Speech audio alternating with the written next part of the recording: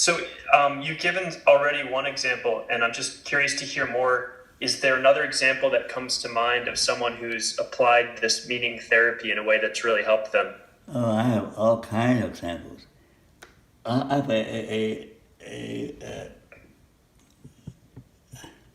I have a medical doctor.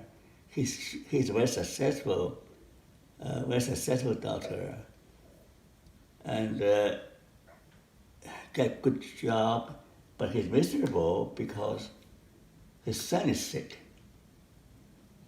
His son got some disease, and his marriage is not well, and his own father is not well.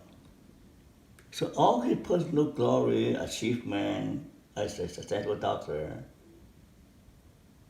he cannot handle, or he's miserable. His family life, his son. So once he learned to accept suffering is part of life, he started to learn Stoic philosophy, Christianity. Once you accept that you be sense sickness, do you know?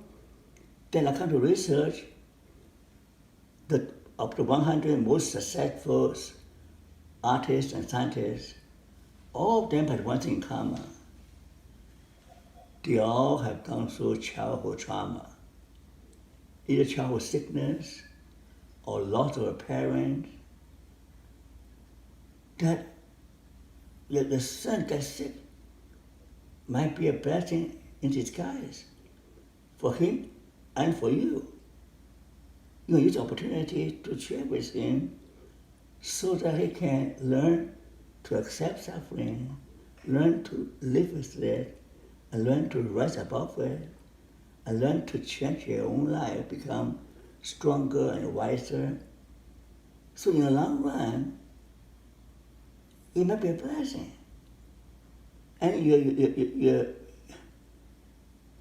your father is sick and is alcoholic. So this again, in a glimpse of your own future, that you don't have something, you don't know how to live with suffering, so you seek escape in drinking. Drinking literally creates its own problem. You can see your own father. So your father's drinking problem also gives you an opportunity to help him, to get him, find something that can replace the liquor. So all those challenges help you to be a better person and a better doctor. You develop more compassion, more understanding about how to accept suffering, how to embrace suffering, and how to make the necessary changes and transform yourself, and how to rise above it. So he's still seeing me every 2 weeks. So that he's growing now. He begins to read spiritual book, reading philosophical book, and started to put into practice as a soldier, a good soldier, as a good athlete, not just work and success. Most of my clients are successful people. Honestly, with all their success, are miserable. I have another client recently, a young woman, has a degree from a prestigious school, specialized in artificial intelligence, and got a good job, own a condo. Everything she ever dreamed of came true. But still miserable because she didn't find a boyfriend. But the boys interested in her, she's not interested in them. She's still having fun. I said, imagine you marry someone that you don't really love. You end up fighting and divorce. Lucky you're still single. be grateful that you're still single. Are your time to be the right person? So from all my clients, the same story. Pursue happiness, success does not solve your problem. You live a good life. You live a good life, you have all the comforts, all the things, but deep down you're still empty because they cannot satisfy your spiritual need. So that's why I really have this urge to teach the new generation that wake up, stop pursuing happiness, success, and start looking at life to search deep yourself, to be your true self, to pursue your true calling, even if it involves sacrifice and suffering. So be it. That is a much better way to find a fulfilling life. Like you choose an unusual path. You choose to try the path of being a monk. That's what's admirable. You're there to take that step. And you don't have to wait until you're too old to find your path. So we all have to find our own path. So trial and error. So listen to our own soul. Dialogue, examine yourself. See what gives us what our heart, because our soul reveals itself in visions, in dreams, in our interests, what naturally attract us. So it will not be it won't take too long to know what will. See, I try to be anything. I fail in many areas until I discover my calling. I deal with psychology and spiritual area. I try to be an artist and I fail. I try to be a writer and I fail. I try to be a violinist, I fail. I try to be a doctor, I fail. But, your job is to help people to find meaning and happiness. So that's my calling.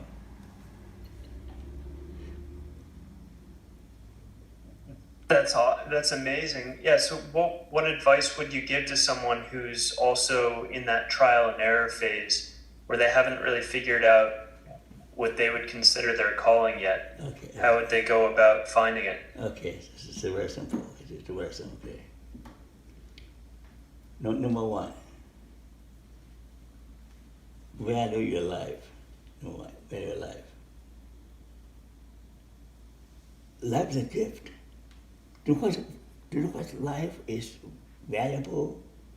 Because each life is singular, is irreplaceable. You're unique. Your life is unique. Your life is capable of growing, capable of learning, and capable of putting fruit.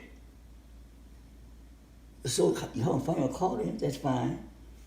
But continue to learn, continue to nurture your life, value your life, improve your life. Okay? And pursuing towards the direction of classical ideals, good, beauty, and kindness. It doesn't go wrong. It's no spiritual area, but go towards the ideal of a better future for yourself and for humanity and for your loved one. To the ideal, you know what it is. You know what form you take. But it doesn't matter. If you have aspiration to develop your full potential to be your best, so that's the potential. Everybody has this aspiration to be fully develop their potential. So you have that. You have that potential. You believe that you can fulfill that potential. You believe that your future can be better, and you value your life. That means you don't waste your time. You don't waste your life. When I was unemployed after high school, other than looking for a job, I spent most of the time borrowing books from the library, reading, to improve myself. So you don't find a job, you don't find the right job, right career, but continue to learn. Sooner or later, you'll find it. by chance even. Plant yourself in life, value your life, move towards and hope and faith in direction, and accept whatever fate threw at you, whatever the world threw at you, accept reality. So basically I'll tell people three things. Accept reality as it is. Value life in its totality, with its ups and downs, and have hope and faith in a better future, and move towards that. Then it can go wrong. It can't go wrong, right? You'll be happy growing, learning. You'll be happy.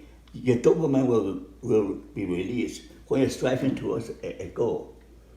The whole problem is most people have no goal. Then what happens to anyone is they have no goal, they're wandering. But you have a goal to improve yourself towards a better future.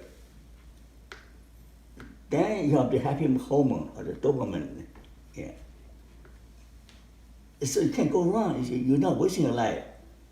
So when opportunity arrives, then you're ready. Because you're continuing, you have the right attitude, you're prepared, you improve yourself, you have knowledge. I know a young man here in the case, and he didn't want, his parents wanted him to go to university, but he dropped out from after high school. He get a job as a receptionist, okay? And he went to be free, do whatever he wants. But he didn't have a skill. So how can, I really worry about him because he had no skill, no qualification. All he wanted freedom. Freedom without an ability, freedom without competency. That leads you nowhere but disaster. He don't want to enjoy life. He want to live a high roller life. But who brought the money? You still depend on parents' money, but your parents cannot live forever. So that's why you got a sense of ability, freedom and ability, that you're responsible for your own well-being, you're responsible for your future. Once you have a sense of ability, then I have an ability to improve myself. I have an ability to strive towards a better future. I have an ability to face life as it is. Complaining doesn't get me anywhere. Blaming doesn't get me anywhere.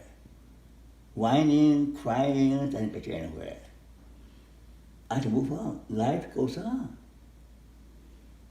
If you get stuck, I'm stuck. You can cry all day, all night, you're still stuck. But you say, I don't want to be stuck. I have to dig deep to find a way out. You continue to dig. Eventually, you'll find your way out. And dig and pray. Pray is the most powerful survival skill when everything else fails. What do? You're in a situation, you're 3 miles underground. What do? You're in an ocean all by yourself. What do? Help, God. If you save me, I'll do anything for you. Even atheists pray. I don't believe that atheists never pray. Even atheists pray in desperation. That's human nature. You can find cave drawing, worshiping something.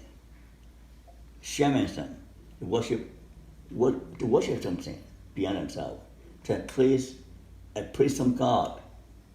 All people pray. The scientific evidence that prayer gives you consolation, prayer gives you a sense of guidance, and prayer keeps you sanity. So if I don't have faith in God, I'll become crazy. Honestly, if all the bad things happening around me, and I talk to people who are struggling every day. I'll come crazy if I don't have God. That's why every day I spend at least an hour in prayer meditation to get me have enough energy for the day. And throughout the day I pray and meditate. You know what I mean? You have to stay in the morning and spend the day in meditation, okay? In deep meditation, compassionate meditation. Yeah, it's always a great day when you can start off the day with a good meditation session.